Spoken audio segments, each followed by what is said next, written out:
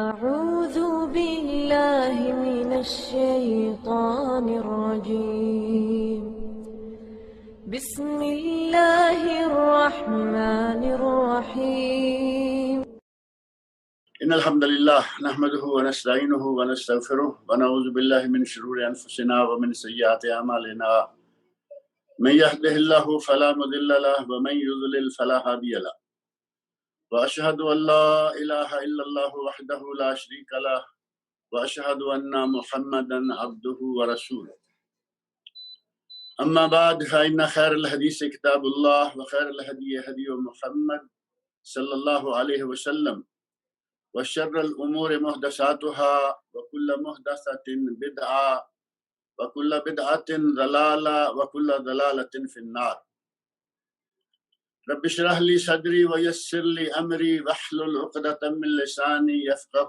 قولي رب أعوذ بك من همزات الشياطين وأعوذ بك رب أن يحضرون أعوذ بالله السميع العليم من الشيطان الرجيم قل إن كنتم تحبون الله فاتبعوني يحببكم الله ويغفر لكم ذنوبكم والله غفور رحيم۔ اللہ رب العزت کی ہم مسلمانوں پر بے شمار نعمتیں اور ان گنت انعامات ہیں۔ اتنی نعمتیں اور انعامات ہیں کہ اللہ رب العزت نے قرآن کریم میں 2 مقامات پر ارشاد فرمایا ہے وَإِن تَعُدُّوا نِعْمَةَ اللَّهِ لَا تُحْصُوهَا، کہ اگر تم اللہ کی نعمتوں کو گننا بھی چاہو تو گن نہیں سکتے۔ اس کی ان بے شمار نعمتوں میں سے ایک عظیم نعمت یہ ہے کہ اس نے ہمیں مسلمان بنایا ہے۔ آج ہم مسلمان ہیں، لا الہ الا اللہ محمد رسول اللہ پڑھنے والے ہیں۔ اللہ رب العزت چاہتا تو کسی بھی دوسری قوم میں ہمیں پیدا فرما سکتا تھا۔ آج مسلمان ہونے کی بجائے کہیں کسی گرجے میں جا رہا ہوتا، کوئی مندر کی گھنٹیاں بجا رہا ہوتا۔ اللہ رب العزت نے ہم پر احسان فرمایا، ہمیں بہت بڑی نعمت سے نوازا کہ اس نے ہمیں مسلمان بنایا۔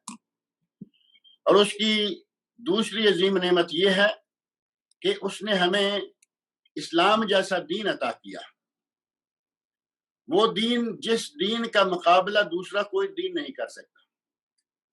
سب سے کامل، مکمل، سب سے اعلیٰ اور سب سے افضل دین دین اسلام، اور اس کے کامل و مکمل ہونے کی، اللہ رب العزت کا پسندیدہ دین ہونے کی شہادت خود اللہ رب العزت نے قرآن کریم میں سورۃ المائدہ آیت نمبر 3 میں ارشاد فرمائی، اور وہ شہادت کیا ہے؟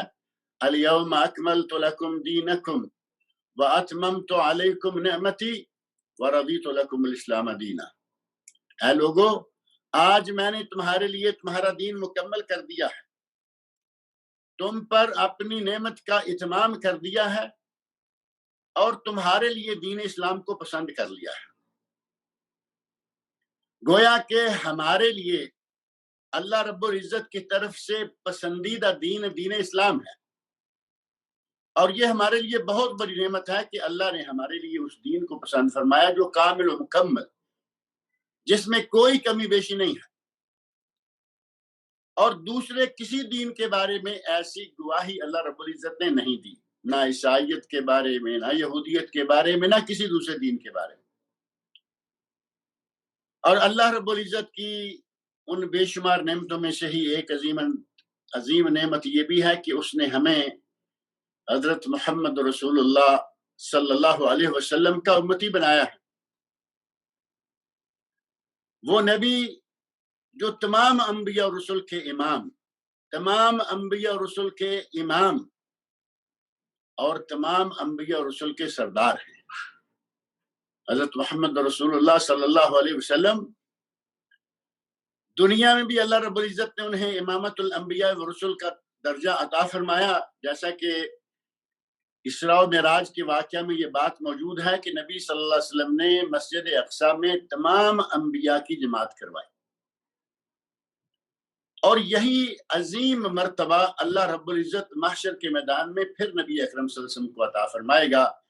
جس وقت ایک گروہ چلے گا، وہ بات تفصیلی ہے، وہ میں یہاں ذکر نہیں کرتا۔ ایک گروہ چلے گا آدم علیہ السلام سے ہوتے ہوتے ہر نبی کے پاس، بڑے نبی کے پاس اپنے نزدیک جن کو وہ سمجھتے ہیں کہ یہ ہماری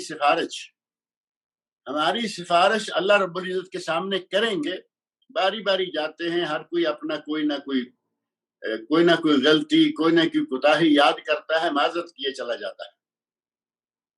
اور جب وہ ہمارے نبی صلی اللہ علیہ وسلم کے پاس آتے ہیں تو اس وفد کے بارے میں، اس وفد کے سامنے نبی اکرم صلی اللہ علیہ وسلم ارشاد فرماتے ہیں، صحیح بخاری کے الفاظ ہیں، انا لہا، تمہاری یہ سفارش، تمہارا یہ کام میں کرتا ہوں۔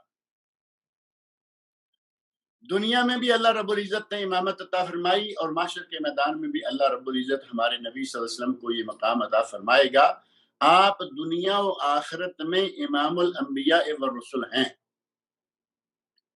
اللہ رب العزت کی ہم پر بہت بڑی نعمت ہے کہ اس نے ہمیں اس نبی کا امتی بنایا ہے۔ ہمارے نبی حضرت محمد رسول اللہ صلی اللہ علیہ وسلم اس دنیا میں اسی مہینہ میں ماہ ربیع الاول میں تشریف لائے تھے، جیسا کہ یہ بڑی معروف بات ہے۔ اور آج ماہ ربیع الاول کئی اعتبارات سے ماہ سیرت بن چکا ہے۔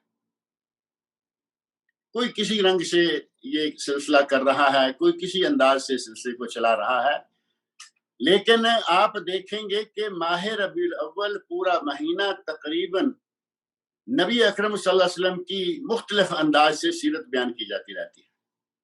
ہماری آپ اسی کانفرنس کا اندازہ کر سکتے ہیں، 3 روزہ جو کانفرنس ہے، اس کا عنوان کیا ہے؟ حقوق النبی صلی اللہ علیہ وسلم۔ نبی اکرم صلی اللہ علیہ وسلم کے حقوق کیا ہیں؟ اب اس کانفرنس میں ساری باتیں، میں بھی، مجھ سے پہلے بھی، میرے بعد آنے والے بھی، سارے لوگ یہی باتیں کریں گے، نبی اکرم صلی اللہ علیہ وسلم کی سیرت کے مختلف پہلو اجاگر کریں گے۔ تو یہ ماہ ربیع الاول، ماہ سیرت، نبی اکرم صلی اللہ علیہ وسلم کی ولادت کا مہینہ، بلکہ اگر میں یہ کہوں تو بے جا نہ ہوگا کہ اس مہینہ میں 2 بہت ہی بڑے بڑے واقعات پیش آئے، اور ان 2 بڑے بڑے واقعات میں سے پہلا واقعہ نبی اکرم صلی اللہ علیہ وسلم کی ولادت کا، اور دوسرا واقعہ نبی صلی اللہ علیہ وسلم کی وفات کا۔ دونوں واقعات اسی مہینہ میں پیش آئے، دونوں بہت بڑے واقعات ہیں۔ اب یہ الگ بات ہے کہ ہمارے لوگوں نے جو مشہور روایت تھی اس کو لے لیا کہ نبی صلی اللہ علیہ وسلم 12 ربیع الاول کو پیدا ہوئے، جبکہ صحیح ترین روایات جو ہیں وہ 12 ربیع الاول کی نہیں ہے، 8، 9، 10 اور سب سے زیادہ معروف ہے 9 ربیع الاول، اور صحیح ترین بھی ہے، اس کو لوگوں نے چھوڑ دیا، اور 12 ربیع الاول جس میں کوئی اختلاف نہیں ہے کہ وہ نبی اکرم صلی اللہ علیہ وسلم کی تاریخ وفات ہے۔ اور آپ سب لوگ جانتے ہیں کہ کچھ عرصہ پہلے تک 12 ربیع الاول کو نہ یہ جشن، نہ یہ رونقیں، نہ یہ ڈانس، نہ یہ دھمالیں، اور نہ یہ قوالیاں، اور نہ یہ سجاوٹیں، کچھ بھی نہیں ہوتا تھا۔ 12 ربیع الاول کو لوگ 12 وفات کہا کرتے تھے، اور یہی صحیح بھی ہے کہ وہ 12 وفات ہے۔ مسلمانوں کے انداز پر کبھی کبھی بڑا تعجب ہوتا ہے کہ 12 ربیع الاول کو مدینہ منورہ میں کوہرام مچا ہوا تھا کہ نبی اکرم صلی اللہ علیہ وسلم وفات پا گئے۔ ہمارے لوگ 12 ربیع الاول کو خوشیاں مناتے ہیں، اور اس انداز سے خوشیاں مناتے ہیں کہ جیسے جیسے زمانہ مختلف انداز سے ترقی کر رہا ہے، ویسے ویسے ہی خوشیاں منانے کے انداز بھی ترقی پذیر ہے۔ شروع میں، اور یہ کوئی بہت پرانی بات بھی نہیں، عید میلاد یا میلاد النبی اور پھر جشن میلاد، یہ سٹیپ بائی سٹیپ آگے بڑھتے بڑھتے جشن تک بات آئی ہے۔ پہلے صرف میلاد شریف کا سلسلہ شروع ہوا، کچھ نعتیں پڑھ لیں، تھوڑا سا نبی اکرم صلی اللہ علیہ وسلم کا تذکرہ کر لیا، یہ تھا شروع میں، اور یہ بھی بہت پہلے نہیں، یہ بہت قریب۔ بعض اخبارات نے یہ رپورٹنگ کی ہے کہ یہ سلسلہ کب شروع ہوا؟ 1930 میں لاہور میں، 1930 میں لاہور میں اس کا آغاز ہوا، اور اس زمانے میں چونکہ انگریز کی حکومت تھی، انگریزوں سے باقاعدہ یہ کہہ کر اجازت لی گئی کہ عیسائی 25 دسمبر کو کرسمس مناتے ہیں تو ہمیں اجازت دی جائے کہ ہم 12 ربیع الاول کو کچھ کیا کریں۔ وہ انگریز تھا، وہ تو پہلے ہی چاہتا تھا کہ لوگ اس طرح آپس میں لڑیں مرے اور میری حکومت چلتی رہے، ڈیوائڈ اینڈ رول والی بات، لوگوں کو آپس میں لڑتے رہنے دو، خود حکومت کرتے چلے جاؤ، کہا تم بھی نکالا کرو۔ انہوں نے بھی جلوس نکالنے شروع کر دی۔ یہ 1930 کی بات ہے، کوئی بہت پرانی بات نہیں ہے۔ غرض یہ کہ تب تک یہ 12 وفات تھا۔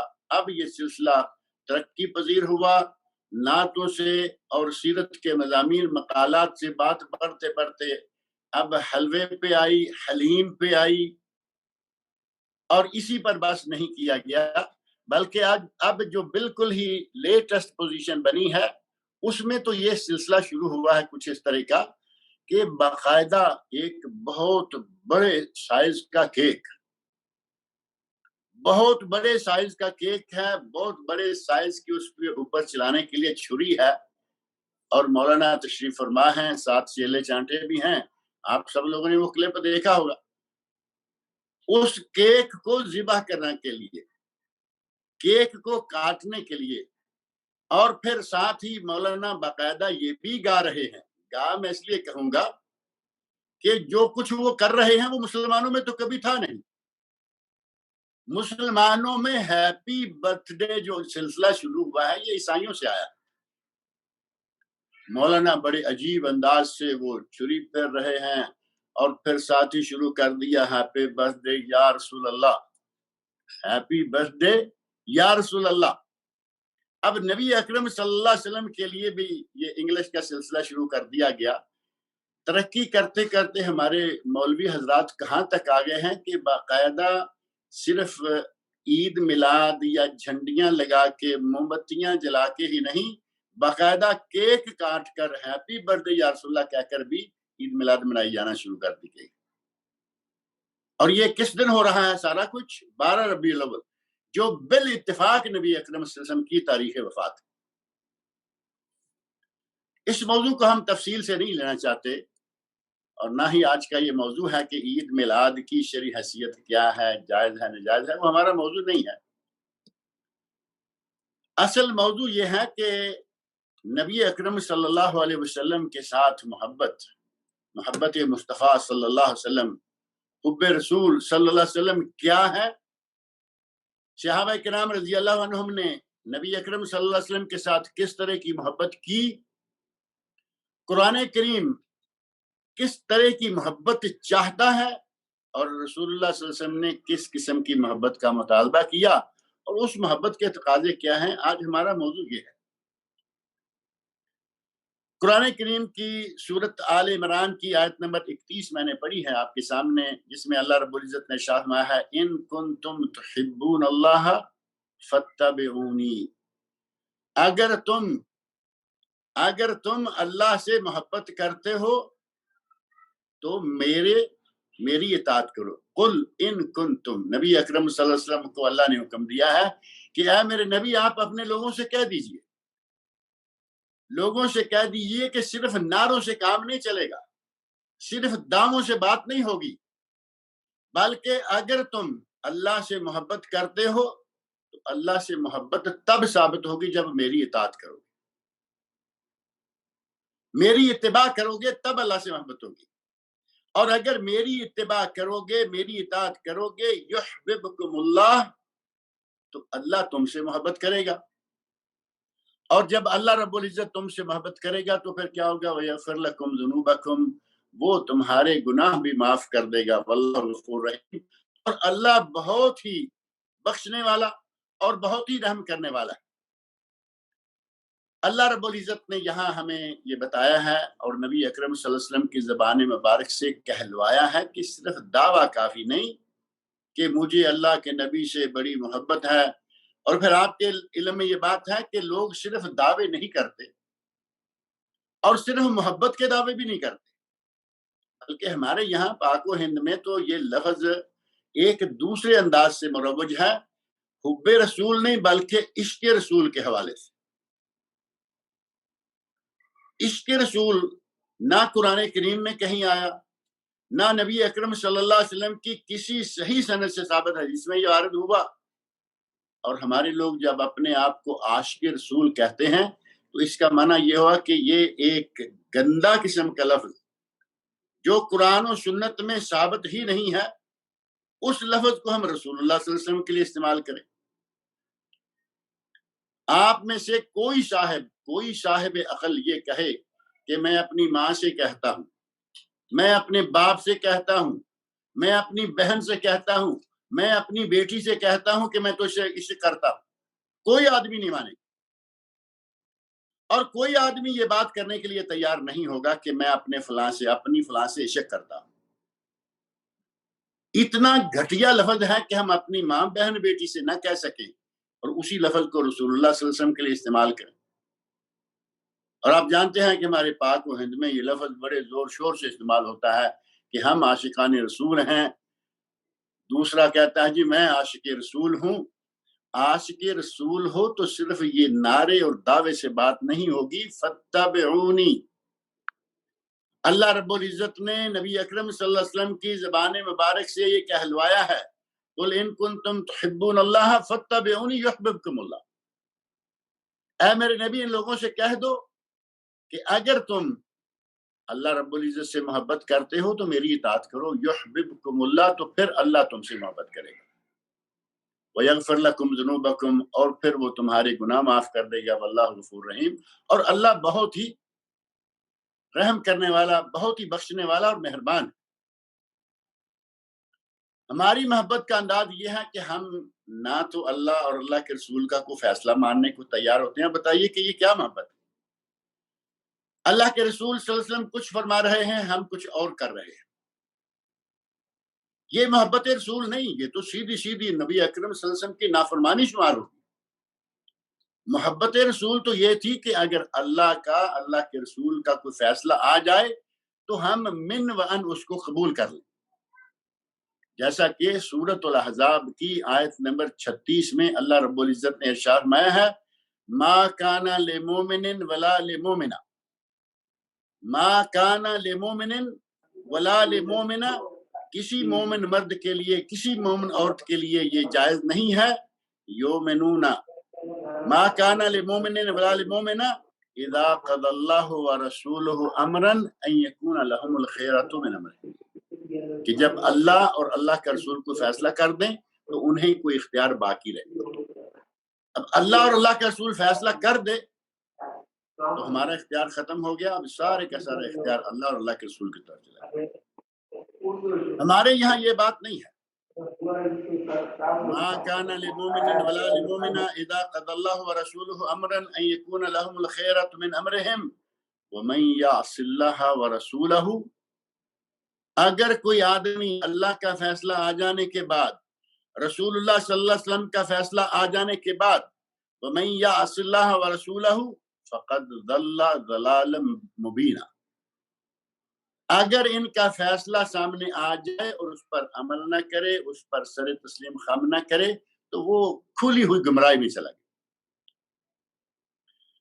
آپ اپنے روزمرہ کے حالات پر نظر ڈال کے دیکھیں، ہمارے گھروں میں کیا ہو رہا ہے، ہماری بچوں کی ولادتوں پر کیا ہوتا ہے، ہمارے بچوں کی شادیوں پر کیا ہوتا ہے، ہمارے بڑوں کی وفات پر کیا ہوتا ہے۔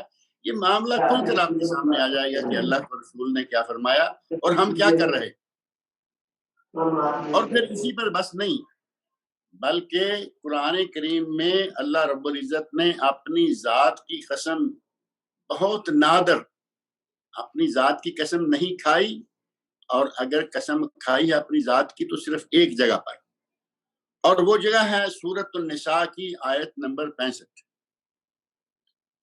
اللہ رب العزت نے اپنی قسم کھا کے کہا ہے کہ اے میرے نبی اگر یہ تمہیں اپنا قاضی، اپنا فیصلہ کرنے والے نہ مان لیں تو یہ مومن ہی نہیں ہو سکتے۔ ہمارا تو دعویٰ ہے نا عاشق رسول ہونے کا، اور محبان رسول، اندلیبان گلستان رسول، پتہ نہیں کیا کیا نام ہم لے کے آتے ہیں، جبکہ ہمارے تو ایمان میں بھی شک ہے، ہمارا تو ایمان بھی مکمل نہیں۔ اللہ رب العزت قرآن کریم میں فرما رہے ہیں، فلا وربک، اے میرے نبی تیرے رب کی قسم ہے، سورۃ النساء آیت نمبر 65، فلا وربک لا یؤمنون حتی یحکموک فیما شجر بینہم، اے میرے نبی یہ کبھی مومن نہیں ہو سکتے جب تک کہ اپنے تنازعات میں، اپنے اختلافی معاملات میں، اپنے اختلافی امور میں جب تک تمہیں یہ قاضی نہ مان لے، اپنا فیصلے کرنے والا، اپنا ثالث نہ مان لے، جب تک یہ نہ مان لیں گے، فلا وربک تیرے رب کی قسم ہے لا یؤمنون، یہ مومن نہیں ہو سکتے۔ اور پھر مان لینے کی بھی دو شکلیں ہوتی ہیں، ایک شکل یہ ہوتی ہے کہ کام کو تو مان لیا لیکن دل کے اندر جو ہے نا وہ تکلیف محسوس کر رہے ہیں کہ یہ کیا ہو گیا ہے، کیا آ گیا، حکم آ گیا، دل کے اندر تنگی ہے۔ اللہ رب العزت نے اس کے بارے میں صاف طور پہ ساتھ میں فرما دیا، ثم لا یجدوا فی انفسہم حرجا مما قضیت، اے میرے نبی آپ نے جو فیصلہ کر دیا اس فیصلے کے خلاف ان کے دل میں کوئی حرج، ان کے دل میں کوئی تنگی نہ ہو، وَيُسَلِّمُ تسلیما، اور تیرے فیصلے کے سامنے یہ سر تسلیم خم کر لیں۔ جب تک رسول اللہ صلی اللہ علیہ وسلم کے فیصلوں کے سامنے ہم سر تسلیم خم نہیں ہوں گے تب تک لکھ لیجئے کہ ہم مومن نہیں ہو سکتے، اور اللہ رب العزت نے اپنی ذات کی قسم کھا کر یہ بات قرآن کریم میں کہی۔ سورۃ النساء کی آیت 65 آپ پڑھ کر دیکھ سکتے ہیں۔ اللہ رب العزت نبی اکرم صلی اللہ علیہ وسلم کی ذات گرامی کو اتنا مقام بخشے کہ اس وقت تک تمہارا ایمان ہی مکمل نہیں ہو سکتا جب تک کہ تم میرے نبی کو اپنا ثالث، اپنا قاضی، اپنا فیصل نہ مان لو گے، تب تک تم مومن نہیں ہو سکتے۔ پھر دل میں بھی کوئی تنگی نہیں رکھنا بلکہ سر تسلیم خم کر لینا ہے۔ ہمارے یہاں ایسے بہت سارے مواقع آتے ہیں، آپ لوگوں سے بھی ایسے واقعات جو ہیں وہ آپ کے سامنے بھی آئے ہوں گے۔ آپ قرآن کریم کی آیت پیش کریں، کوئی مسئلہ آ گیا، اختلافی مسئلہ آ گیا، دو چار لوگ ہیں بیٹھے ہیں، قرآن کریم کی آیت پیش کیجئے۔ اب قرآن کریم کے بعد تو کوئی بات نہیں بچتی نا، آیت بھی سن لیں گے۔ آپ کہیے کہ بھائی صحیح بخاری اور صحیح مسلم میں صحیح سند کے ساتھ نبی صلی اللہ علیہ وسلم سے ثابت یہ ارشاد بھی ہے۔ اب صحیح بخاری اور صحیح مسلم کا مقام اکثر مسلمان جانتے ہیں کہ اسلام میں ان دو کتابوں کا مقام کیا ہے۔ پوری امت اسلامیہ کا اس بات پر اجماع ہے، اصح الکتب بعد کتاب اللہ صحیح الامام البخاری، اللہ رب العزت کی کتاب قرآن کریم کے بعد اس روئے زمین پر جو سب سے صحیح ترین کتاب ہے وہ امام بخاری کی کتاب ہے، صحیح بخاری، اور اس کے بعد دوسرا درجہ جو ہے وہ صحیح مسلم کا آتا ہے۔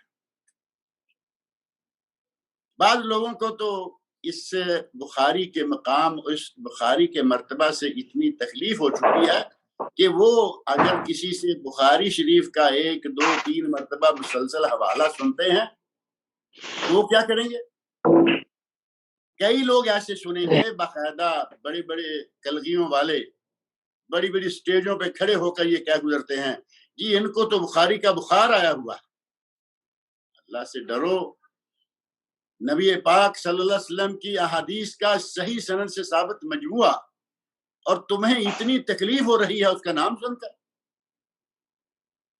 صحیح بخاری میں آیا ہے، صحیح مسلم میں آیا ہے، صحیح احادیث میں آیا ہے۔ جب ان سب حوالوں کو آپ پیش کر دیتے ہیں تو پھر کہیں گے ہاں ٹھیک ہے ہوگا، ہمارے بھی تو مولوی ہیں، دیکھا جائے گا۔ اب یہ ہے جس کا رد اللہ رب العزت نے قرآن کریم میں کہا ہے، ثم لا یجدوا فی انفسہم حرجا مما قضیت،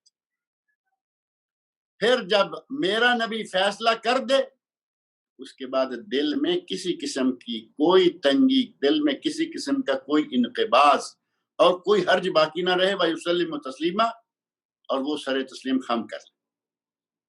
اگر اس طرح اطاعت نہیں ہے، اس طرح نبی اکرم صلی اللہ علیہ وسلم کا احترام نہیں ہے تو پھر نعروں سے کیا ہوگا؟ عشق کے نعرے لگائیے، محبت کے نعرے لگائیے، کوئی بھی نعرے لگاتے رہیے، کوئی فائدہ نہیں۔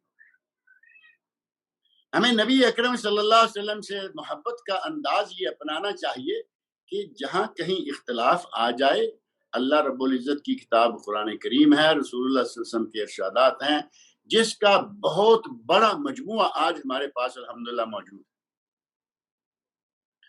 اور میں پوری احادیث کے مجموعے کی بات نہیں کر رہا، ان کی تعداد تو لاکھوں کو پہنچ رہی ہے۔ صحیح سند سے ثابت وہ احادیث جو کہ قابل عمل اور قابل حجت ہیں، اس کے بہت بڑے مجموعے اس وقت چھپ چکے ہیں اور پرنٹ ہو چکے ہیں، جن کو پڑھتے ہوئے اور جن کو عمل میں لاتے ہوئے کسی قسم کا کوئی شک و شبہ بھی دل میں نہیں رہتا کہ پتہ نہیں صحیح ہوگی، پتہ نہیں یہ حدیث بھی ایسے ہوگی۔ صحیح بخاری مسلم کے علاوہ بہت سارے مجموعے ہم تلاش کرنا چاہیں، ہم دیکھنا چاہیں تو ہمارے سامنے ایسی بہت سی کتابیں الحمدللہ آج چھپ کر سامنے آ چکی ہیں جن کے ساتھ صحیح کا لفظ لکھا ہوا۔ اگر ان کتابوں میں آپ کو ایک حدیث مل جاتی ہے، آپ کا مسئلہ حل ہو جانا چاہیے، لیکن ہم کو حل کرنے کے لیے تیار نہیں ہوتے۔ اللہ رب العزت نے قرآن کریم میں سورہ نساء کی آیت نمبر 59 میں بھی ایک بات ارشاد فرمائی ہے، یا ایھا الذین آمنوا اطیعوا اللہ و اطیعوا الرسول و اولی الامر منکم۔ اے ایمان والو، اللہ کی اطاعت کرو، اللہ کے رسول کی اطاعت کرو اور اولی الامر کی۔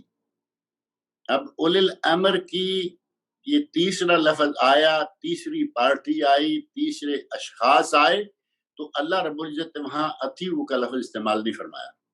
اطیعوا اللہ، اللہ کی اطاعت کرو، واطیعوا الرسول، اور رسول اللہ صلی اللہ علیہ وسلم کی اطاعت کرو، واولی الامر منکم، اور اللہ رسول کے احکام کے مطابق اگر اولی الامر تمہیں حکم دے تو اس کی بھی اطاعت کرو۔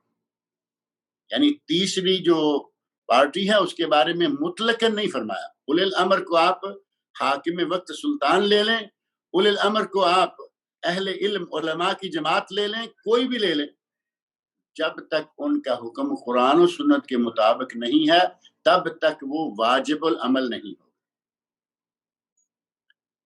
اللہ رب العزت نے یہاں صاف طور پر فرما دیا کہ اللہ کی، اللہ کے رسول کی اطاعت کرو، پھر اولی الامر کی باری بھی اطاعت کرو۔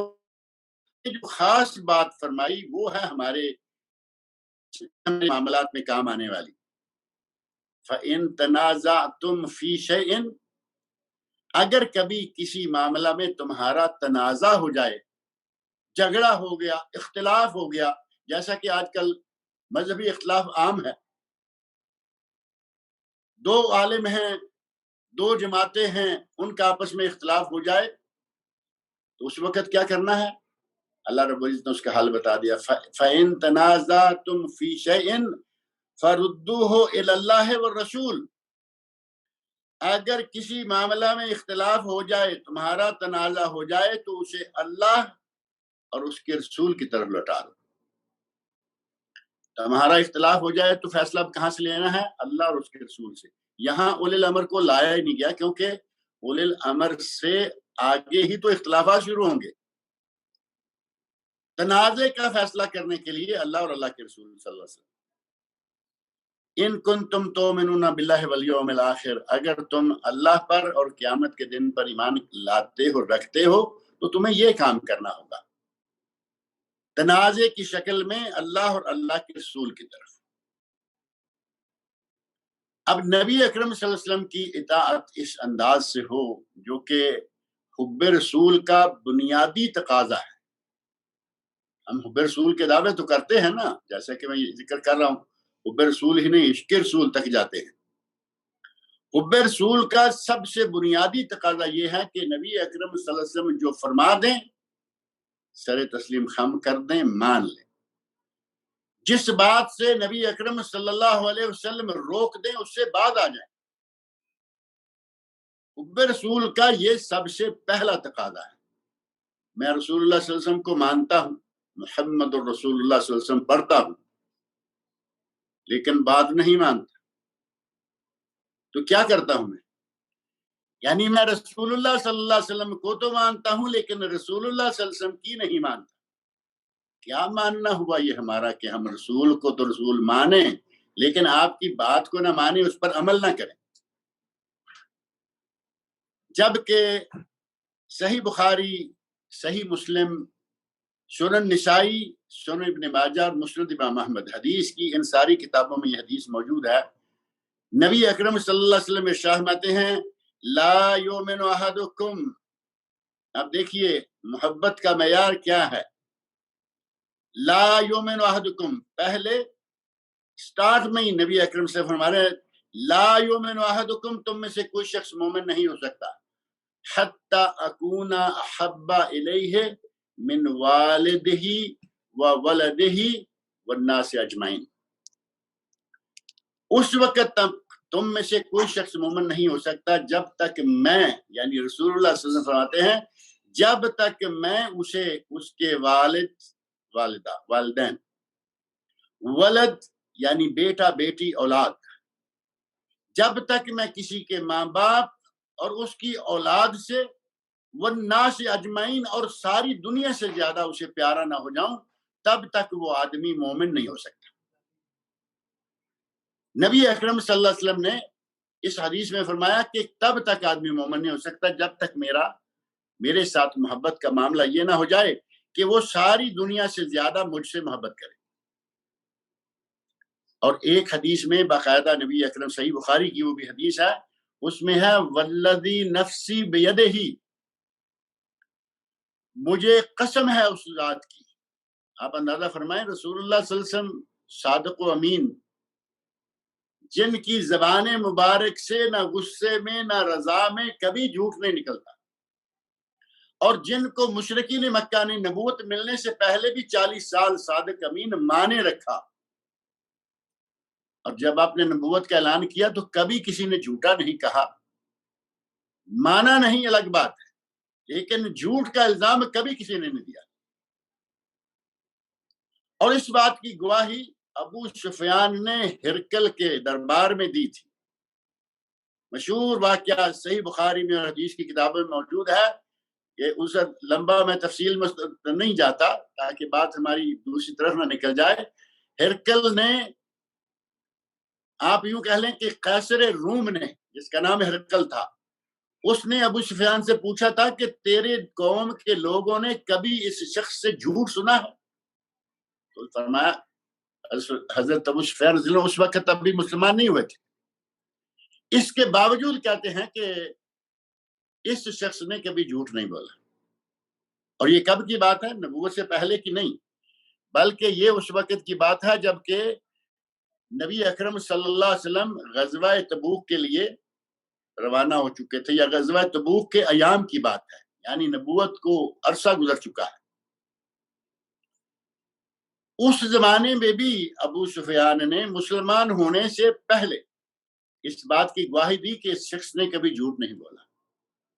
کبھی جھوٹ نہ بولنے والے شخص بھی کہہ رہے ہیں والذی نفسی بیدہ، مجھے اس ذات کی قسم ہے جس کے ہاتھ میں میری جان ہے، جس کے ہاتھ میں میری جان ہے، اس ذات کی قسم ہے لا یؤمن احدکم حتی اکون احب الیہ.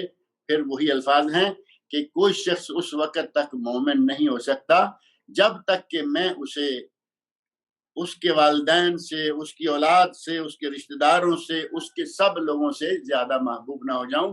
اور صحیح مسلم کی ایک روایت میں ہے من اہلہ و مال، جب تک میں اس کے اہل و عیال اور دولت و مال ہر چیز سے زیادہ محبوب نہ ہو جاؤں، اس وقت تک وہ بندہ مومن نہیں ہو سکتا. زکوٰۃ دینے کی باری آئے ہماری جان پر بن جاتی ہے. کہیں کوئی ایسا موقع آ جائے کہ مسجد بن رہی ہے، کسی مدرسہ میں کوئی حاجت ہے، وہاں کسی کو ضرورت ہے، اپنی جیب کو اتنا ٹکا کے اوپر سے دبا کے رکھیں گے، آپ مال دینے کو تیار نہیں، جان تو بڑی دور کی بات ہے. اولاد، والدین، ان سے زیادہ محبت تو بعد کی بات ہے. ہماری تو رسول اللہ سے محبت مال سے زیادہ ہے. رسول اللہ صلی اللہ علیہ وسلم کی محبت سے ہم تو مال سے زیادہ محبت کرنے والے، جبکہ نبی صلی اللہ علیہ وسلم نے قسم کھا کے فرمایا ہے کہ اس وقت تک بندہ مومن نہیں ہو سکتا. اور صحیح بخاری شریف میں اس بات کو بڑے بہترین انداز سے ایک روایت میں بیان کیا گیا ہے، صحیح بخاری میں ہے، حضرت عمر فاروق رضی اللہ عنہ نبی اکرم صلی اللہ علیہ وسلم کے سامنے موجود ہیں، نبی صلی اللہ علیہ وسلم نے ان کا ہاتھ پکڑا ہوا ہے، گفتگو میں محو گفتگو ہے، دوران گفتگو حضرت عمر فاروق کہتے ہیں یا رسول اللہ لأنت حب علی من کل شیء الا من نفسی، لأنت احب علی، اے اللہ کے رسول آپ مجھے سب سے زیادہ محبوب ہیں الا نفسی، سوائے میری جان، یعنی میری جان کو چھوڑ دیجئے، باقی والدین، اولاد، رشتہ دار، دولت، مال، جاگیر، آپ ہر چیز سے زیادہ مجھے محبوب ہیں۔ تو نبی اکرم صلی اللہ علیہ وسلم نے کیا فرمایا؟ لا والذی نفسی بیدہ، عمر اللہ کی قسم ہے، اس ذات کی قسم ہے جس کے ہاتھ میں میری جان ہے، حتی اکون حب الیک من نفسک، اس وقت تک ایمان مکمل نہیں ہوگا جب تک میں تمہیں تمہاری جان سے بھی زیادہ پیارا نہ ہو جاؤں۔ اب وہ عمر فاروق ہیں، ہماری طرح نہیں ہیں کہ سوچ میں پڑ جاتے کہ جان سے بھی زیادہ میں کیسے محبت کروں گا۔ ایک لمحہ گزرا، دوسرے ہی لمحہ میں فرماتے ہیں، حضرت عمر فاروق کہتے ہیں فَإِنَّهُ الْآن، یعنی اب اس وقت، واللہ اے اللہ کے نبی میں قسم کھا کے کہتا ہوں لَأَنْتَ حَبُّ إِلَيَّ مِن نَفْسِي، آپ مجھے میری جان سے بھی زیادہ پیارے ہو گئے۔ اس وقت نبی اکرم صلی اللہ علیہ وسلم نے کیا فرمایا؟ الآن یا عمر، الآن یا عمر، اے عمر اب تیرا ایمان مکمل ہوا، اب تیرا ایمان مکمل ہوا، یعنی جب تو نے اپنی جان سے بھی مجھے زیادہ محبوب شمار کر لیا تو اس وقت تیرا ایمان مکمل۔ محبت کا دعویٰ کر دینا، محبت کے نعرے لگا لینا اور محبت کا نام تک نظر نہ آئے، ایک سال میں 4 پیسے خرچ کر ایک سال کے بعد تھوڑا سا خرچہ کر کے حلیم بنوا لی، ایک سال کے بعد تھوڑا سا وقت نکالا اور بازار میں گھوم لیے، دھمال ڈال لی، اور یہ عجیب بات ہے کہ پورے ساز کے ساتھ زوردار دھمال، بلکہ اگر یہ کہا جائے کہ زبردست اسلامی ڈانس، یہ کر لیں گے ایک سال میں ایک مرتبہ، تو کیا محبت رسول کا سارا حق ادا ہو گیا؟ نہیں، اپنی جان سے زیادہ محبت اور ساری عمر کے لیے، زندگی کے ہر موقع کے لیے، اور اس کا اندازہ آپ اس بات سے کریں، حضرت ابو طلحہ رضی اللہ عنہ صحابہ کرام میں سے بڑے ماہر تیر انداز ہیں، غزوہ احد کا موقع ہے، صحابہ کرام کو دیکھیں محبت انہوں نے کیسے کی، تیر انداز ہیں بڑے معروف، تیر اندازی، غزوہ احد کا موقع، اور نبی اکرم صلی اللہ علیہ وسلم آپ ان کے پیچھے ہیں، انہیں اپنے پیچھے رکھا ہوا ہے کہ یا رسول اللہ کوئی تیر آئے تو آپ تک نہ پہنچے، اور کیا فرما رہے ہیں؟ فداک ابی و امی، اے اللہ کے نبی میرے ماں باپ آپ پر قربان ہوں، لا تشرف، آپ میرے کندھے سے اوپر اپنا سر اقدس نہ اٹھائیے، لا یصیبک سہم من سہام القوم، کہیں ایسا نہ ہو کہ مشرکین کا، دشمنوں کا کوئی تیر آ کے آپ کو لگ جائے، نحری دون نحرک، میری جان آپ کی جان پر قربان ہے، اپنے آپ کو ڈھال بنایا ہوا ہے رسول اللہ صلی اللہ علیہ وسلم کے لیے۔ اگر محبت کریں، اس طرح کی محبت کریں تو پھر تو کوئی بات بھی ہو نا، نہ گاتے اچھا لگتا ہے، ایک نہیں ہم نے ایسے واقعات کی لائن لگا دی، حضرت ابو دفنہ رضی اللہ عنہ اور خبیب بن عدی رضی اللہ عنہ، خبیب بن عرط رضی اللہ عنہ، صحابہ کرام متعدد واقعات ہیں، قتل کے لیے تیاری کر لی گئی، شہادت کا وقت قریب آ گیا، دیکھ رہے ہیں کہ اب یہ لوگ ہمیں سولی چڑھا دیں گے یا تلوار سے اڑا دیں گے، تو ایسے وقت میں مشرک ہنستے ہوئے پوچھتا ہے، کہتا ہے کہ اب تو تم چاہتے ہوگے کہ تمہاری جگہ پر محمد ہو صلی اللہ علیہ وسلم، یعنی محمد صلی اللہ علیہ وسلم تمہاری جگہ پر ہوں اور تمہاری جان بچ جائے. تو ایسے وقت میں بھی صحابہ کرام رضی اللہ عنہم سے ایسی کوئی بات نہیں ملتی کہ ذرا سی منت سماجت کرتے اور کہتے کہ ہاں ایسا کچھ ہو جائے تو اچھا ہے. صحیح بخاری اور صحیح مسلم میں واقعات موجود ہیں. کہتے ہیں کہ ہمیں تو یہ بھی گوارا نہیں. اندازہ کریں آپ, صحابہ کہہ رہے ہیں ہمیں تو یہ بھی گوارا نہیں کہ ہماری جان چھوڑنے کے بدلے, ہماری جان آزاد کرنے کے بدلے ہمارے نبی کو صرف ایک کانٹا بھی چبھے. اگر ایک کانٹا بھی ہماری جان کے بدلے میں ہمارے نبی کو چبھے تو ہمیں وہ بھی گوارا نہیں. صحابہ کرام رضی اللہ عنہم نے اس قسم کی محبت کی تھی, اور پھر انہوں نے اپنے محبت رسول کے, اطاعت رسول کے جو تقاضے ہیں, ان تقاضوں کو انہوں نے کس انداز سے پورا کیا تھا. یہ باتیں کتب حدیث بھری ہوئی ہیں, ایک دو نہیں, مختصر صرف اشارے میں تھوڑے کر دوں گا تاکہ وقت بھی بہت زیادہ نہ ہو جائیں. تحویل قبلہ کا واقعہ آیا. تحویل قبلہ سورۃ البقرہ آیت نمبر 144.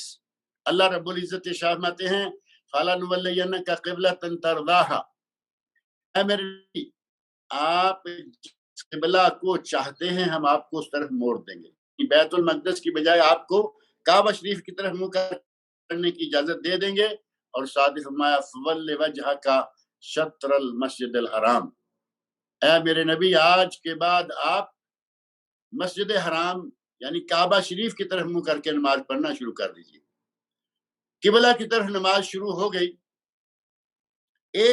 صرف ایک آدمی نبی اکرم صلی اللہ علیہ وسلم کے ساتھ نماز پڑھ کے اپنی بستی میں پہنچا. وہاں جماعت ہو رہی تھی اور عصر کی نماز پڑھی جا رہی تھی. اس آدمی نے پیچھے سے یہ آواز دی اور کہا کہ میں اس بات کی گواہی دیتا ہوں کہ قبلہ پلٹ گیا ہے. مسجد اقصی کی بجائے کعبہ شریف کو قبلہ قرار دے دیا گیا ہے, اور رسول اللہ صلی اللہ علیہ وسلم نے کعبہ شریف کی طرف منہ کر کے نماز پڑھی ہے. اور ساتھ ہی کہا کہ یہ حکم ہو گیا ہے ان اللہ ورسولہ ینہیانکم, اللہ اور اللہ کے رسول صلی اللہ علیہ وسلم پہلا قبلہ جو ہے اس کی طرف منہ کرنے سے روک رہے ہیں. آپ نے اس طرف منہ کر کے نماز پڑھ دی. اب کوئی ہیل و حجت کسی نے نہیں کی کہ ہاں ٹھیک ہے کچھ خبر ملے گی, یا اب تو نماز پڑھ رہے ہیں یہ تو نماز پڑھ لیں پھر اس کے بعد دیکھا جائے گا. ایسا کچھ نہیں ہوا. ایک آدمی کی گواہی پر پوری کی پوری مسجد جو ہے وہ گھوم گئی. جو امام آگے تھا اسے پلٹ کر پیچھے آنا پڑا, اور سارے لوگوں کا منہ جو ہے وہ پیچھے کی طرف ہو گیا. ایک ہی نماز میں دو قبلوں کی طرف منہ کر کے نماز ادا کی گئی, اسی لیے اس مسجد کو مسجد قبلتین کہتے ہیں. ہمارے یہاں بعض علماء نے یہ مسئلہ کھڑا کر دیا ہوا ہے کہ خبر واحد. اب آپ بتائیے کہ یہاں کتنے لوگوں نے آ کے خبر دی تھی؟ ایک آدمی. اگر خبر واحد حجت نہ ہوتی تو یہ معاملہ کیسے رونما ہوتا؟ اور یہ معاملہ بھی ایک آدھ کتاب میں اور عام کتاب میں نہیں ہے کہ اس پہ عمل ہوا, پتہ نہیں ہوا نہیں ہوا. صحیح بخاری شریف کی روایت ہے, صحیح بخاری شریف میں یہ واقعہ موجود ہے. اور اسی پر بس نہیں, کے پر صحابہ کرام رضی اللہ عنہم نے گدے ذبح کیے, ان کا پکایا, ہنڈیاں تیار ہونا شروع ہو گئی, اور ادھر ادھر جگہ جگہ ہنڈیاں پک رہی ہیں, خوشبوئیں اٹھ رہی ہیں. اور ساتھ ہی اس وقت صحیح بخاری شریف کے الفاظ یہ موجود ہیں کہ ایک صحابی نے اٹھ کر اعلان کر دیا ان اللہ ورسولہ ینہیانکم عن لحوم الحمر الاہلیہ, اللہ اور اللہ کے رسول آپ کو ان پالتو گدوں کے گوشت سے منع کر رہے, یعنی پالتو گدوں کا گوشت حرام قرار دے دیا گیا ہے. اب ہمارے جیسے ہوتے تو کہتے کہ ہنڈیاں تو پک گئیں, گوشت تو اب تیار ہو گیا, بوٹیاں کھائیں گے اور اس کے بعد پھر دیکھا جائے گا, آئندہ نہیں کریں گے. ایسا قطعاً نہیں ہوا. جس طرح وہ نمازی نماز کے اندر ہی قبلہ بدل گئے, اسی طرح ان لوگوں نے ساری کی ساری ہنڈیاں جو ہیں وہ بہا دی. اور آپ کے علم میں ہے کہ متع وہ بھی اسی موقع پر حرام قرار دیا گیا تھا. پہلے متع جائز تھا اور پھر نبی اکرم صلی اللہ علیہ وسلم نے متع کو حرام قرار دے دیا. کچھ لوگ ایسے ہیں کہ جو آج تک متع لیے ہوئے ہیں.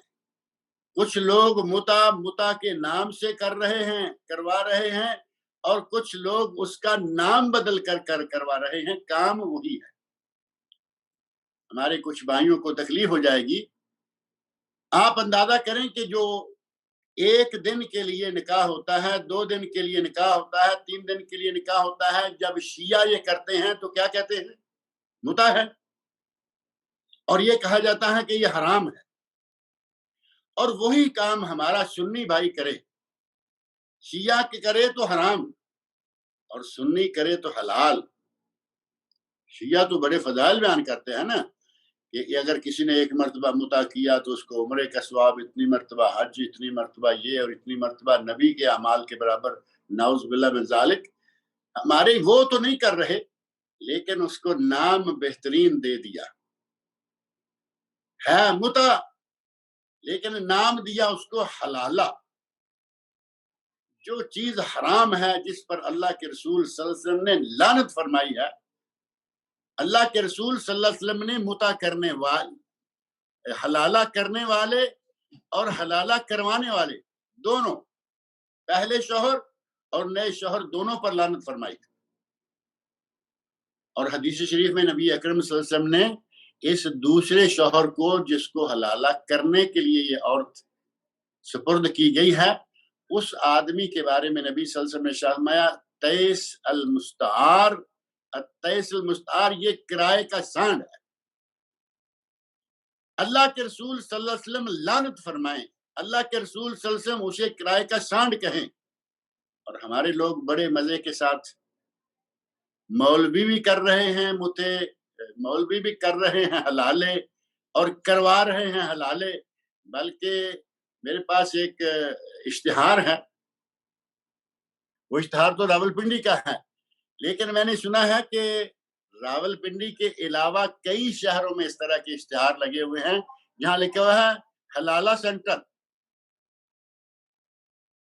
یقین جانے کہ یہ الفاظ پڑھ کر کے اتنا کھل کھلا کے ایک اتنا بڑا جرم، ایک اتنا بڑا گناہ جس پر اللہ کے نبی لعنت فرمائیں، اس گناہ کو گناہ نہ سمجھتے ہوئے ہمارا مولوی ایک ایسے انداز سے چلا رہا ہے. پورا ایک پروسیجر بنا رکھا ہے، باقاعدہ اس کے سینٹر کھول رکھے ہیں. یہ ہے محبت رسول. آپ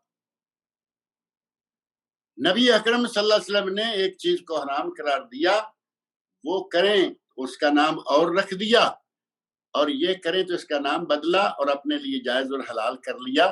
یہ حب رسول نہیں ہے. حب رسول کے تقاضوں میں ہے کہ اللہ کے نبی جس بات سے منع کریں اس سے باز آ جائے، اس سے رک جائے.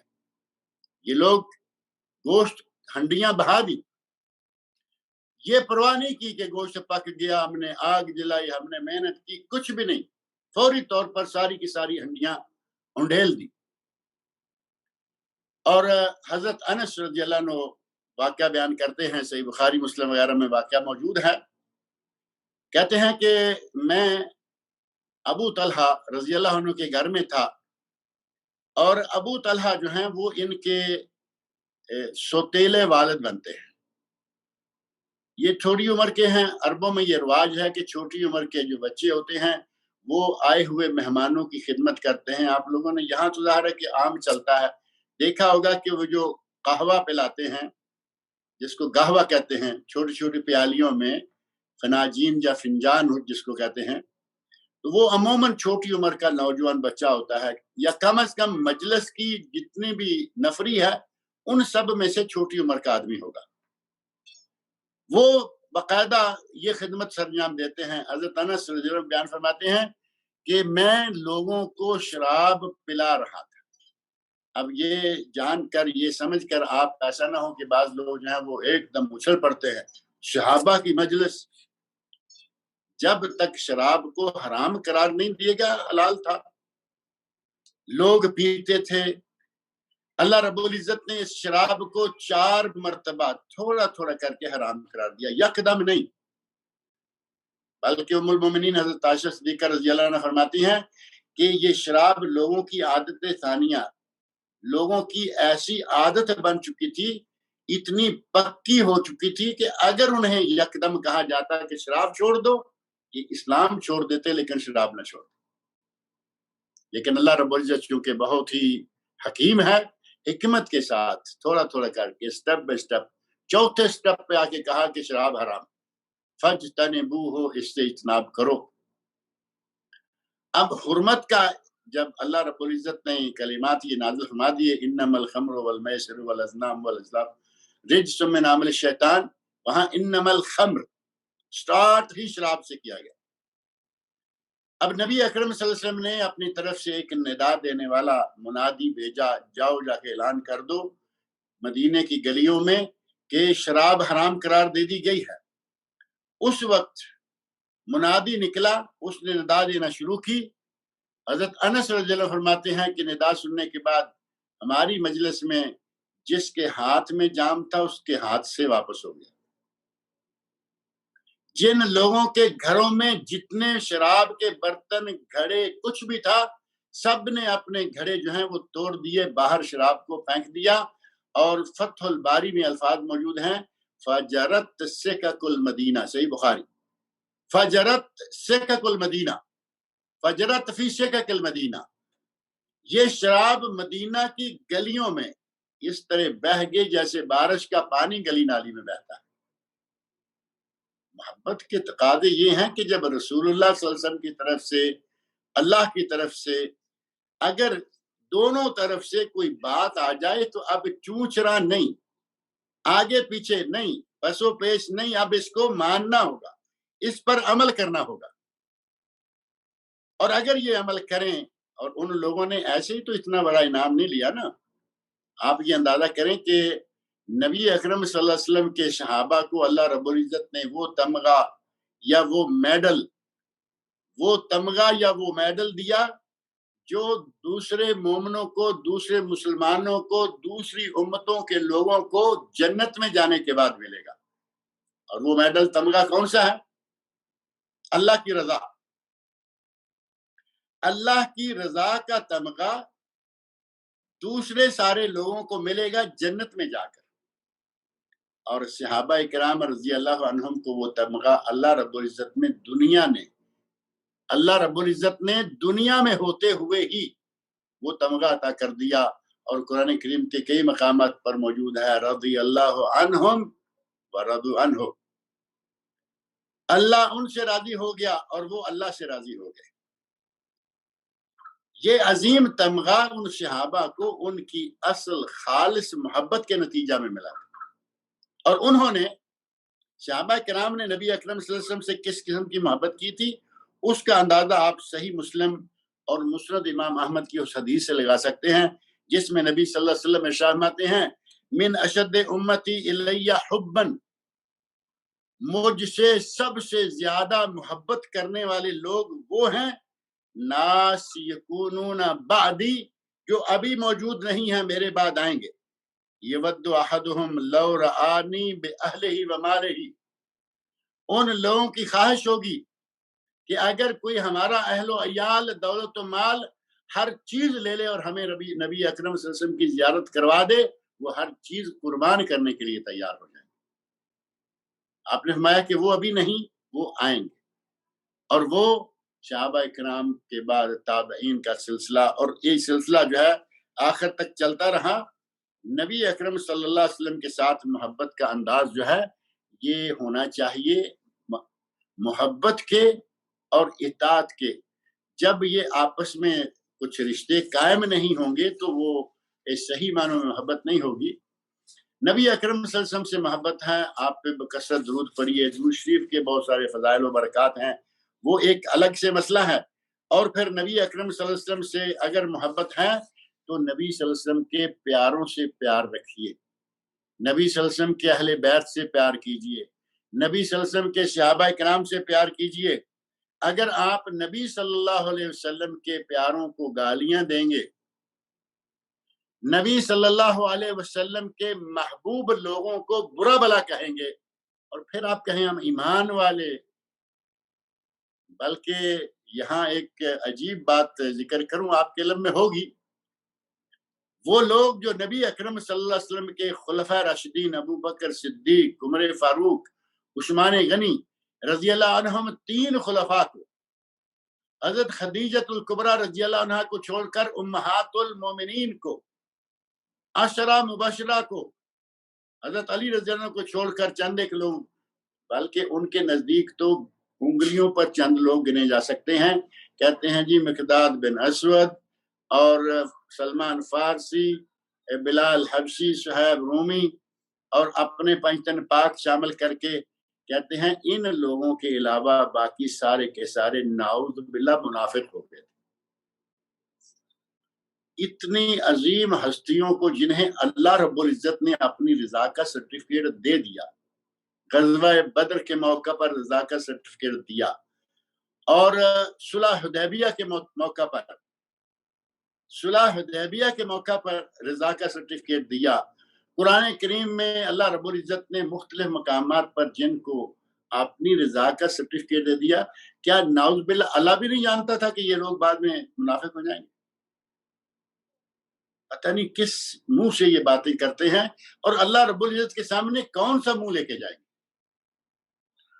اللہ کے نبی صلی اللہ علیہ وسلم کے پیاروں سے پیار کرنا یہ حب رسول کے تقاضوں میں سے ایک تقاضا ہے، اور اس کو پورا کرنا ضروری ہے۔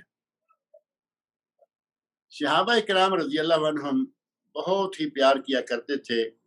ایک صحابی ربیعہ الاسلمی رضی اللہ عنہ، وہ کہتے ہیں، صحیح مسلم میں حدیث موجود ہے، یا رسول اللہ مجھے آپ کا ساتھ چاہیے۔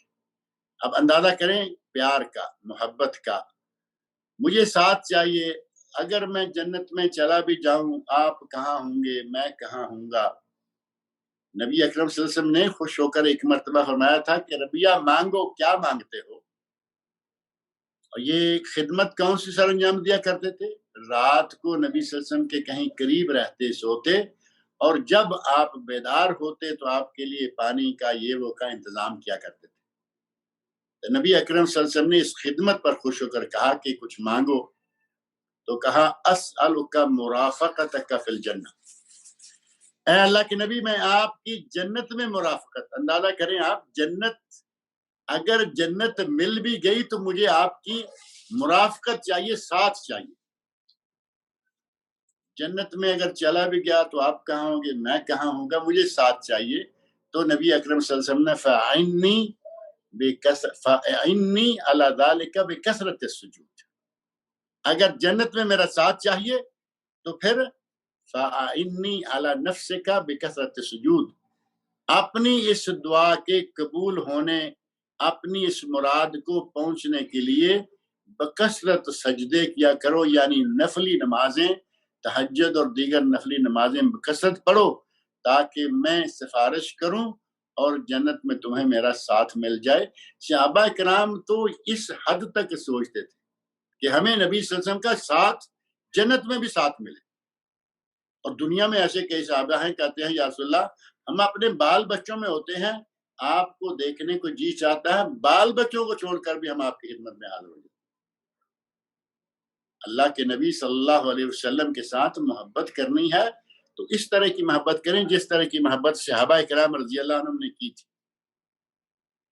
اور اگر صرف بات رہے نعروں کی، بات رہے داموں کی، تو محض داموں اور نعروں سے نہ کچھ ثابت ہوتا ہے اور نہ ہی اس کا کوئی فائدہ ہوتا ہے۔ اللہ رب العزت سے میری دعا ہے کہ وہ ہمیں نبی اکرم صلی اللہ علیہ وسلم کا سچا پکا متبع اور صحیح معنوں میں پیروی کرنے والا بنائے۔ اللہ رب العزت مجھے اور آپ سب کو نبی اکرم صلی اللہ علیہ وسلم کا سچا امتی بنائے، ہم ہر وہ کام سر انجام دے جو نبی اکرم صلی اللہ علیہ وسلم کو پسند ہو، اور ہر اس کام سے بچیں جو نبی اکرم صلی اللہ علیہ وسلم کا ناپسندیدہ کام ہے۔ ایک چھوٹا سا کام میں آخر میں ذکر کر دوں، شاید کسی کے لیے بہتر ثابت ہو جائے۔ نبی اکرم صلی اللہ علیہ وسلم کو یہ بات پسند نہیں تھی کہ کوئی مشرکوں کے درمیان جا کے سکونت اختیار کر لے۔ ایک نہیں، دو نہیں، کئی روایات، کئی احادیث موجود ہیں کہ جن میں نبی اکرم صلی اللہ علیہ وسلم نے فرمایا ہے کہ غیر مسلموں کے ساتھ، مشرکین کے ساتھ بیٹھنا اٹھنا، ان میں رہنا سہنا یہ جائز نہیں ہے، بلکہ صحیح ابو داود، سنن ابو داود میں صحیح جو اس کا صحیح حصہ ہے، علامہ البانی رحمۃ اللہ علیہ نے ایک بہت بڑا کام کیا ہے، قریب ہی میں یہ محدث گزرے ہیں۔ سنن اربع جو ابو داود، ترمذی، نسائی اور ابن ماجہ ہیں، ان کی تقسیم کر دی، صحیح الگ کر دی، ضعیف الگ کر دی۔ اسی طرح ایک نہیں بہت ساری کتابیں، صحیح الگ ضعیف الگ۔ تو صحیح کی قسم میں صحیح ابو داود میں یہ روایت موجود ہے، نبی صلی اللہ علیہ وسلم ارشاد فرماتے ہیں انا بری من کل مسلم یقیم بین اظہر المشرکین، میں ہر اس مسلمان سے بری جو مشرکین کے مابین رہتا ہے، مشرکین کے مابین رہتا ہے۔ اور ساتھ ہی فرمایا لا تساکن المشرکین ولا تجامعهم، مشرکین کے ساتھ رہائش اختیار نہ کرو اور ان کے ساتھ میل جول نہ رکھو۔ فمن ساکنہم او جامعہم فلیس منا، جس نے ان کے ساتھ سکونت اختیار کر لی، ان کے ساتھ رہن سہن اٹھنا بیٹھنا کر لیا، وہ ہم میں سے نہیں ہے۔ یہ دوسری روایت مستدرک امام حاکم کی ہے، لیکن اسے بھی علامہ البانی رحمۃ اللہ علیہ نے اپنے سلسلۃ الاحادیث الصحیحہ میں ذکر کیا ہے، حدیث نمبر 2330 پر۔ یہ ایک ایسا مسئلہ ہے کہ جس سے بہت دنیا جو ہے وہ متاثر ہے، بہت ہی دنیا اس کے خلاف چل رہی جا رہی۔ اگر ضرورت اور مجبوری نہیں ہے تو مشرکین کے ممالک میں رہنا، ان کے اندر جا کے سکونت اختیار کرنا، بلکہ اگر میں صریحاً یہ کہوں کہ غیر مسلم ممالک کی بلا ضرورت نیشنلٹی لینا شرعاً جائز نہیں۔ شیخ عبداللہ بن سبیل رحمۃ اللہ علیہ جو امام کعبہ مشہور تھے، بلکہ امام کعبہ کے نام سے وہی مشہور ہوئے سب سے پہلے، ان کی باقاعدہ اس موضوع پر ایک کتاب ہے، اور پھر بعد میں کئی کتابیں اور بھی لکھی گئیں، اور وہ کتاب مجلۃ الجامع السلفیہ بنارس، اس مجلہ میں قسط وار شائع ہوئی تھی۔ علامہ رحمۃ اللہ علیہ نے اس بات پر زور دیا تھا اور ثابت کیا تھا کہ غیر مسلم ممالک کی نیشنلٹی لینا جائز نہیں ہے۔ بہرحال اس مسئلے کے پر توجہ دی جا سکتی ہے، دی جانی چاہیے۔ اللہ رب العزت سے میری دعا ہے کہ وہ ہمارا یہاں بیٹھنا، آپ لوگوں کا ہمارے ساتھ اس مجلس میں شامل رہنا ہمارے لیے ہمارے میزان حسنات میں نیکیاں بنائے۔ اللہ رب العزت مجھے اور آپ سب لوگوں کو نیک عمل کی توفیق عطا فرمائے۔